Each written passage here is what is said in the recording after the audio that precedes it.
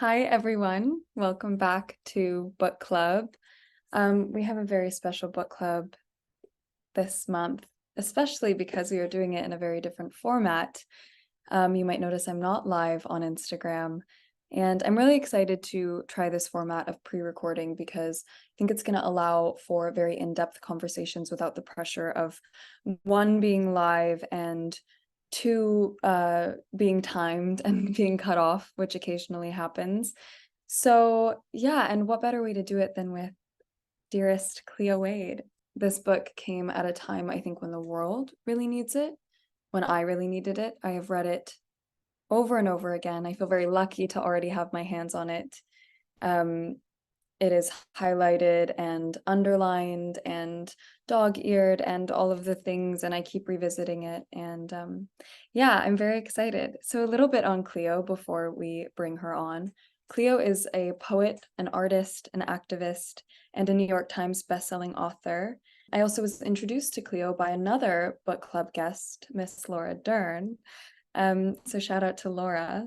And Remember Love is her fourth collection, with her fifth coming in 2024.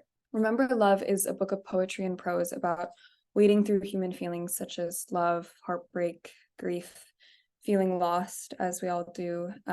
It's meant to be intimate and uplifting, ultimately written to make the reader feel less alone. And I can definitely testify and say that it absolutely does exactly that. So let's go ahead and bring Cleo on. Hi. Oh, hi. When I say that I've read this like four times now, No. it's so deeply moving and meaningful, and just like also the timing of it, but how much people need a book like this right now and how you exist that feel also accessible. So thank you for writing it. Oh my gosh. Thank you. And thank you for reading it. I mean, it's just, it's so crazy because you enter into like such deep isolation when you're writing. And so then by the time you're ready to bring it into the world, you're like, oh my God, like, did I do it all for like, you're just like, does it make sense? Does it work? You want things to be personal, but you don't want to trauma dump. And you want Mhm. to like recognize that most people are going through a really tender time themselves. Something I feel really lucky to be able to do with my work is I guess I would say the thing I'm probably the most proud of, or the thing I think I'm the best at in life, is being a friend. I really nurture my bonds. I really work on how to be the kind of best friend to my friends that I could possibly be.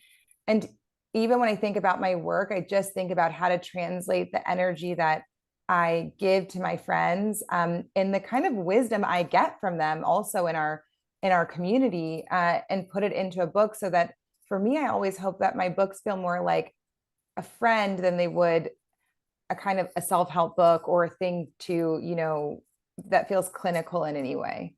Yeah, yeah. And that actually leads into a question that I wanted to ask. I feel intimidated by poetry a lot of Yeah. the time, and you make it feel like a friend is just giving advice. Yeah. What was the process of finding your voice like while working within this format?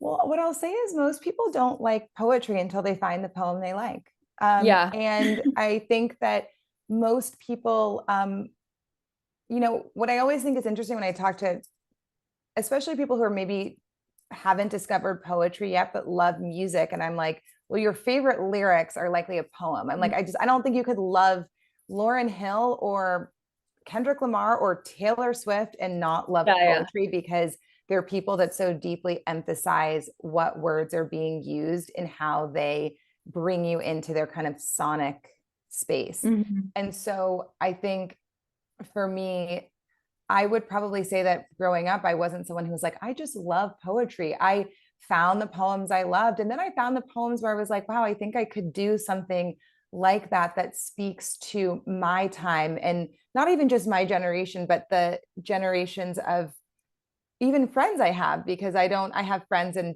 younger generations and older generations. And I was like, I think I could write something that I think makes sense for whoever's walking on the planet in my time right now.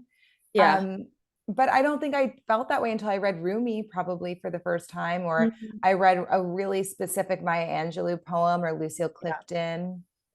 Yeah. Um, because I guess they were also poems that I felt like were for an everyday person. And I don't think all poetry is for everybody. And I think that, Yeah. there are people like Mary Oliver who really actively wanted to allow for poems to be a part of your healing experience without ever even saying that. Yeah, it is funny you bring up Mary Oliver because that was who it was for me that sort of showed me that poetry can be accessible and can also be relatable. I kind of want to segue because I did my research. I was reading interviews that you've done. Oh And my God. yes, and you once said in an interview that when reflecting on your past life in fashion and business, this is quotes, I was making money for the first time in my life, but I realized I wasn't happy. Nobody tells you what to do when your girlhood dreams bump into your womanhood dreams. Yeah. How did this realization change the trajectory of your life and career?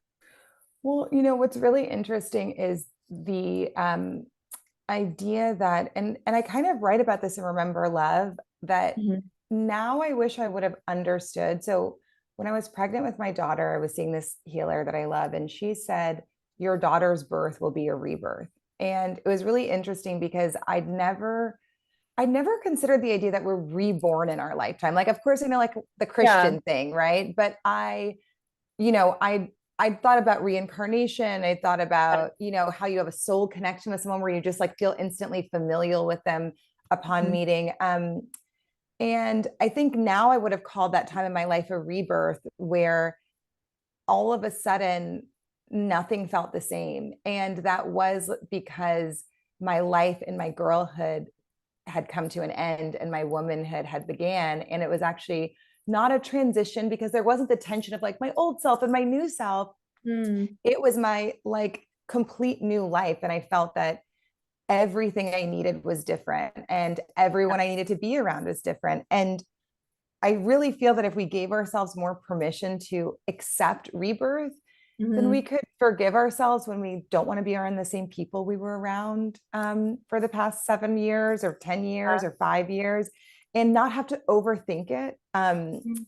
And it's interesting because I was talking about this with a friend 2 days ago, and she said, what would you do um, differently if you had your next rebirth, kind of like for your next Mhm. one? Because even I feel like I did have a rebirth when I had my kids that I think was meant to come regardless of having had them. But I felt I had to let go of a lot of friendships and I had to do what I would call like a shedding of energy. Mhm. And I didn't know how to give myself permission to do that. And Yeah. so I was overly apologetic or maybe building a case as to why these people were bad or good or this. And it was so like it had so much complaining and so much explaining Mm. that I exhausted all parties involved rather than Yeah. I was said to my friend, I think next time I would say, I'm clear. And I'm sorry if my clarity like is not what you want. Like Right. or it Right. brings something that is you're not happy about. But like Right. I'm just clear that this is what I need and this is what I feel. Right. And I'd forgive Yeah. myself. Yeah. It's so beautiful because I think oftentimes we are clear about what we want. And if you actually think about it, your body knows what the right thing is for you. But I think that within sort of the guilt and the noise, especially I think when you're young, like I had a friend say to me the other day, I'd rushed home from a really long flight and it was her birthday and I like rushed to a dinner and I was so tired and she so but I was like, I need to show up for everyone. Yeah. This is what I have to do. And she goes, she was turning 28. She goes, I can't wait till you turn 28 and you text me and you say, I'm tired. I don't feel like coming, but I love you. She's like, I'll be so proud of you. And I was like, Oh. wow, I can't like I mean, so wonderful to hear that from a friend, but I think also the testament to what you're saying, which is that with time, that clarity, which is always there, just maybe becomes a little bit easier to identify and easier to communicate to the people around you.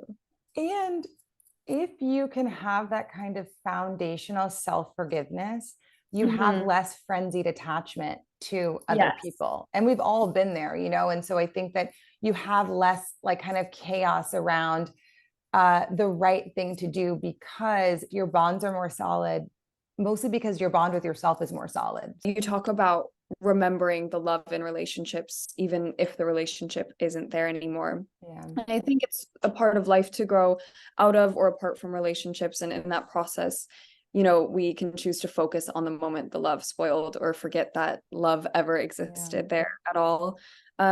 So kind of on the topic of forgiveness, what are some ways that you remember love, especially when it can be hard? I think to remember that relationships are living, breathing things and require different things on different times. And something I really thought about a lot while I was writing this book is just that things are seasonal. Relationships are seasonal. Friendships are seasonal. Like friendships go through like cold winters and like the best summer of your life and cozy falls and like a spring where you're just like off and away. And I think that to forgive the nature of things and to embrace it and to find okayness that like everything won't look the same as your most comfortable day there.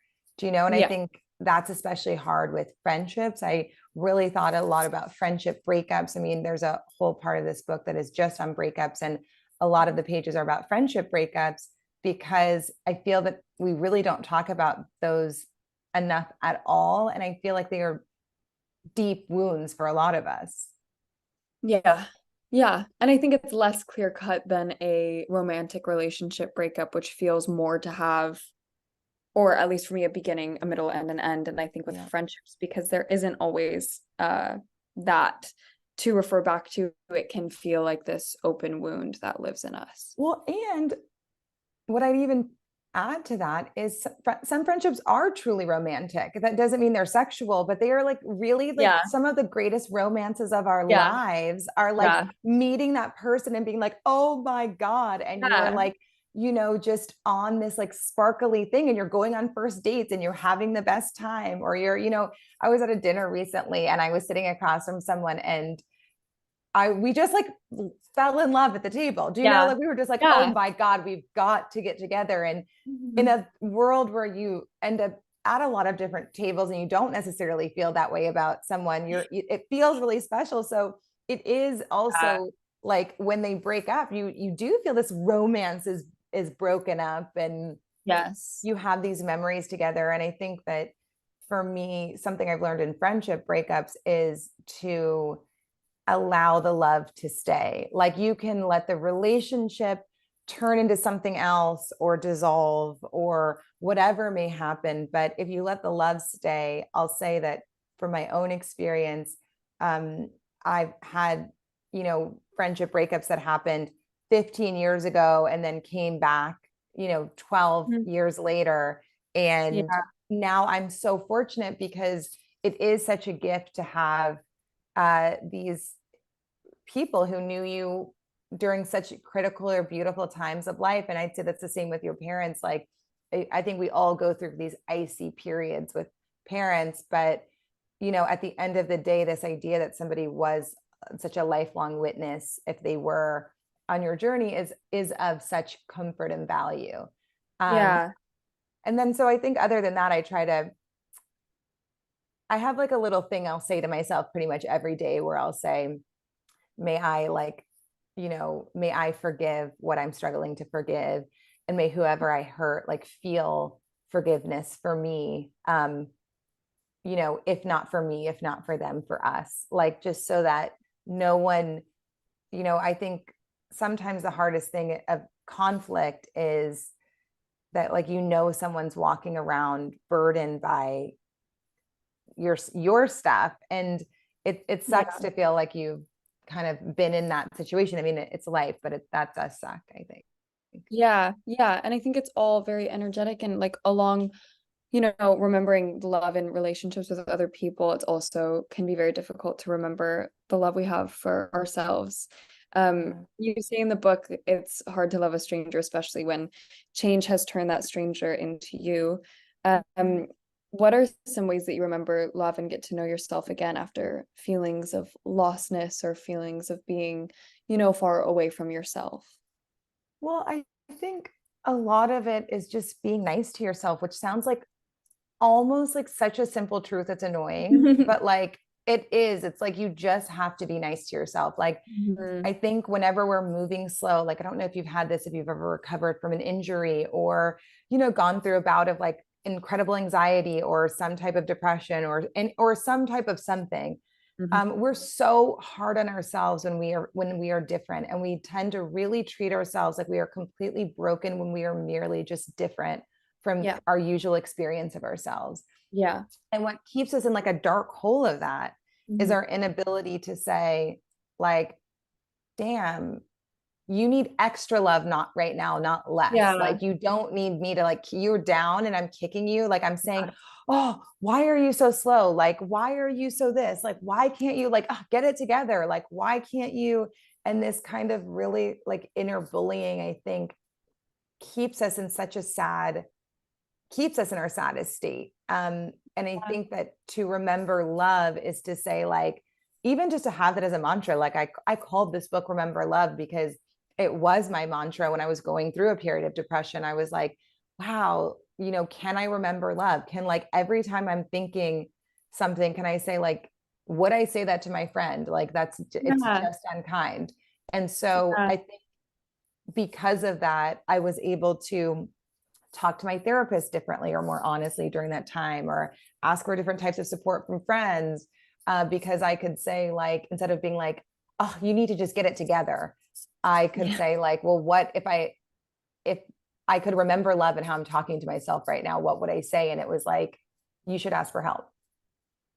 Yeah. Yeah. It's funny how we're so quick, I think, to jump to help other people. And I know that you, as part of your Valentine that you wrote to yourself, you Mm-hmm. say, I show my love for you by living beyond the love you learned in search of the love you deserve. I Yeah. think, like, so often we go through life ignorantly holding on to old patterns that no longer serve us and can actually be damaging. What are some ways that you recognize those, and how do we move forward from things we learned, especially in our family dynamics?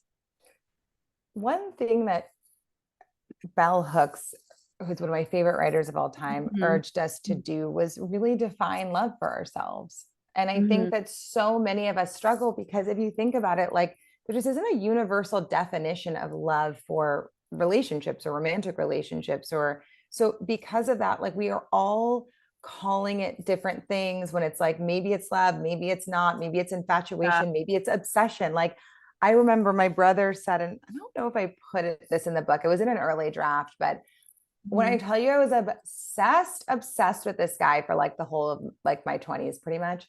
And like at one point my brother was like, I'm just like, I'm in love with him. I just don't, I like, what can I say? I'm just so in love. And he was like, have you ever stopped to think that, like, you might just be obsessed with him? Like, truly. Yeah. And I was like, which sounds like a unhinged thing. Like, I wasn't trying to Yes. like stalk him down in like a nuts way, but I was like, the distinction was important, and I didn't understand it then. It was only when I kind of reflected on heartache and heartbreak for this book that I was Mhm. able to even recall those moments where someone was trying to ask me to, like, understand what love was for myself and look Yeah. at my actions and somebody else's actions, and say, like, is love present? Or like, do I believe like that love is like, if I'm in love with someone, do I believe that all the ways that love is manifesting right now is real? So like, do I Yeah. believe that love should not call me back? Like, do I Yes. believe that Yes. love should cheat on me? Like, do I Yes. believe that love should make me feel anxious instead of calm? And so I Yeah. think that one of the best things we could do for ourselves, and even being able to recognize patterns we thought about love, Mm. and or consider new ideas around it, is to first start with, like, what do I really think love is about, and challenge your own definition of the word. On top of just our personal relationships, there's the whole online world. And in your book, you say we're very hard on each other. The online world has given us so much access to each other's daily lives. Knowing someone more deeply can spark greater empathy. It can also spark greater judgment. Social media is a big part of your art. And also, it's so refreshing to go on social media, which I try not to do very often, and see something positive coming from you, Yeah. because I oftentimes feel like you can leave feeling depleted or worse about yourself than you did. And you talk about the pressures of it in your book. can we talk about the role social media has played into making us as a society both more empathetic and more judgmental as people? Well, it's really I mean, I think there's something that's really cool, I think, and interesting is that if, or for those who do use it as a personal storytelling space, which is how it kind of originated. I mean, Twitter kind of had its boom because activists were on the streets, kind of self-reporting because the news is reporting something different, after Mike Brown. Like, so I think this idea that we can take the storytelling and like reclaim narratives through social media and tell the truth is really powerful.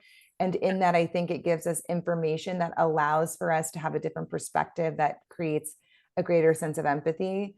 I think it gave us ways to like go into someone's art studio in a place that like we never dreamed or think we'd ever be able to go and see their work on the floor. And I think that's really amazing. I think it allows space for conversations to happen like this that I think will help a lot of people. And so I think whenever we're, I guess, being vulnerable in the space, which as Cheryl Strayed would define vulnerability is when you're being honest about who you are and what you're going through.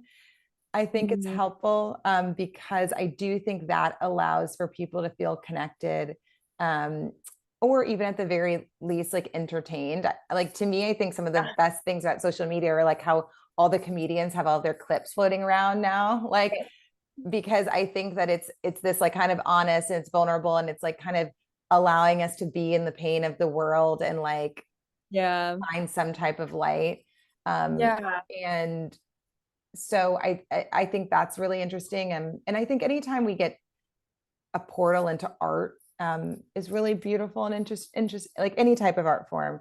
I think with judgment, I think what has happened is I think there's two things. I think one is because there's always a comment box. I think people feel that everything they see needs or requires their opinion. And I can't even tell you, like, I remember writing in my first book, like, remember not to care about the things you don't even care about. Like, you do not, like, most things, like, you don't even care. Like, why are you saying something that does not matter to you? Like, it just doesn't even matter. But there's some part of you that has, like, been like, someone's telling me I have to say something. Like, I just said to someone the other day, I was like, when are we going to just go into like zero comments revolution on like Instagram? Like, I know it sucks because people can't be in community below it, but because it's not really a community platform in that space anymore, I wonder when it's just like truly no comment, DM it to your friend if you want to share it, like whatever. Absolutely. I also find like, obviously there can be a million positive comments and then there's one negative comment. And it's also very, I think, reflective of how I'm doing when I choose to obsess over the one negative comment. And it's very reflective of my own feelings of self-doubt. And I think that, social media has made it so that these thoughts that a lot of the times we have in our minds and we convince ourselves that no one else would ever notice about us are all of a sudden written for everyone to see. And I think that that is a very hard reality. For people like you, especially, what ends up happening is that when your image is so much a part of your work and it is so frequently in, on social media and in the kind of public sphere, even if you're like, I'll go to the airport and see your photo and the beautiful billboard. And I think something that happens is, with social media in particular, I don't know if it's because there's something about like, I'm holding this and it's in my hand that I think everything in it belongs to me. And I don't think that anyone ever thought that, like, I don't think the people who did your job in the generations before you, like, I don't think anyone thinks Naomi Campbell belongs to them. Like, do you know what I mean? I think it actually always felt that it was, of like, I don't think anyone thinks, I don't think people think Reese Witherspoon belongs to them or Gwyneth Paltrow or Laura Dern. I do think that people who came up at a time where being in the palm of someone's hand was so much a way of how they were introduced to their work. I think they really, I would guarantee you that everyone who follows Emma Chamberlain thinks she belongs to them. Like, Right. and I think Right. that people really, I think people think Taylor Swift belongs to them. Like, so I think that it's also a very different thing for, you know, you guys who have this like incredible popularity in the space that has so much to do with people seeing you. And I think in that, there's these like kind of this commentary that's like 40 times more personal and like 50 Right. times more wretched Right. because they think that it's like they almost like go to school with you, and if Right. you are not in their group, they want to diss you. Right. It's like that, you know, I think that there lacks maybe a boundary, and it's like back in, you know, the old times, like you didn't see Marilyn Monroe being Norma Jean at home. Right. And so I think that there was, now there almost feels like there's this invitation because you are seeing so many of the people that you maybe look up to, or just that you see on billboards also, like with no makeup on at home. And then people are like, you know, you left a dirty cup in your sink. And I'm like, I am aware of that. Or Thank you. there's this demand for that because there's reality show, Right. and I think that there's reality shows, Right. so I think that there's also this demand that everything be, you know, expressive of like some type of content that is actually you just trying to live your life and then choosing what your content is rather than it being demanded upon you because Yes, people think you belong to them. exactly. And so I think that that's something I really notice, especially of the kind of generation of you guys, that on the one hand is so beautiful that people feel so connected to you. And on the other hand, I definitely feel that it must be so difficult.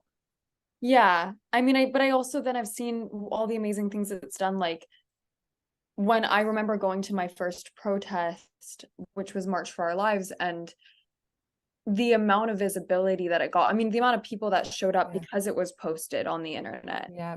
And all these young people had access, you know, whether their families agreed with their viewpoints or not, they had access to go and fight for what they believe in. And so I see also the positivity in it. And I think that that for me outweighs it. You know, if it just existed to tear each other apart, I think that's like way too dark. And so I try to focus on the fact that it can also, you know, move the needle forward and actually be a community building platform as well. And I think it's a true testament to the remembering that your boundaries, you're the only one who can set them for everything, including online. If you're feeling overwhelmed by being online, or it feels draining, or you're not feeling, it's like not making you feel good, you actually haven't chosen the right boundary with it. And only you can choose your boundaries. Only you can choose them with your parents, your boyfriend, your husband, your kids, like everything. Like you're always the one who's in charge of your boundaries. And I think it's important to remember that online too, is like, no, my boundaries are, I only enter the space for good, for art, for giving. Yes. And I don't enter the space based on what somebody wants to, you know, emotionally dump on me or ask me to hold. There's a wonderful poem near the end of the book that I flagged because it's called Everything That's Happened. And the last line is, everything that's happened cannot be held today. And I thought that would be a perfect way to end, because I mean, if you want, I don't know if you want to read the whole poem, but yeah, I just felt like that is such a wonderful mantra, I think, and sort of summarizes everything that we've talked about really beautifully. Well, you know, the line right before that is have a past. Like, you know, I think so often, I feel like so much of our conversation, especially, is about self-forgiveness. And in self-forgiveness, so much of it is letting it go and letting it live in the past. Like, have a past. I know I have the book, but I don't know what page it's on. 202. There are some very large letting goes to do, people, places, honeyed and bitter phases of life. There are some even larger letting goes to do, anger, tears, parts of yourself that leave with no return. Have a past. Everything that's happened cannot be held today. I just, you know, I feel like that helps me so much to just not hold it, like not hold the comment that happened yesterday. Like everything that's happened cannot be held today. And I think especially in our kind of culture of but you said this or you did it out. It's like, no, let me live in contradiction. Let me live in color. Don't force me to live in black and white. Like, let me live a life. Like a human life is this really messy. It is filled with beauty. It's filled with catastrophe. It is filled with honeyed and bittered phases of life. We are different people many times. And give yourself that, like, have a past, have a present, like hope for something different in your future, but like it can't all be held today. And I think too often we're asked to hold it all today. And I hope that poem just gives people permission to kind of put it down and let it go. Yeah. And I mean, thank what you a so beautiful much. way. Yeah, what a beautiful way to end. Thank you so much for doing this. I could Oh talk to my, you truly forever, and oh my gosh. we'll have to continue, but I won't hold you any longer from your two babies. I know. Thank you so much. I so appreciate it. This is just so cool. And you're such a, I have to say, this is one of my favorite interviews I've done. And you just were so, it's like, I literally want to steal all of your questions for like my book tour. I was like, that's really like a good one. I Honestly, might, it's so easy when the book is this good and when your words are this impactful. Like I don't even have to try. I was so excited to get to talk to you because like I know that this is a book that I will be revisiting every day. So oh my God, thank you. thank you everyone so much for watching. What a meaningful conversation to have. I hope that you guys got as much out of this as I did. This book is going to be something that I hold very close to my heart, as I do Cleo, and I feel very lucky that I get to have conversations like this. So that is all because of you guys for caring and for watching and for being as curious as I am about the world. So until next time, thank you.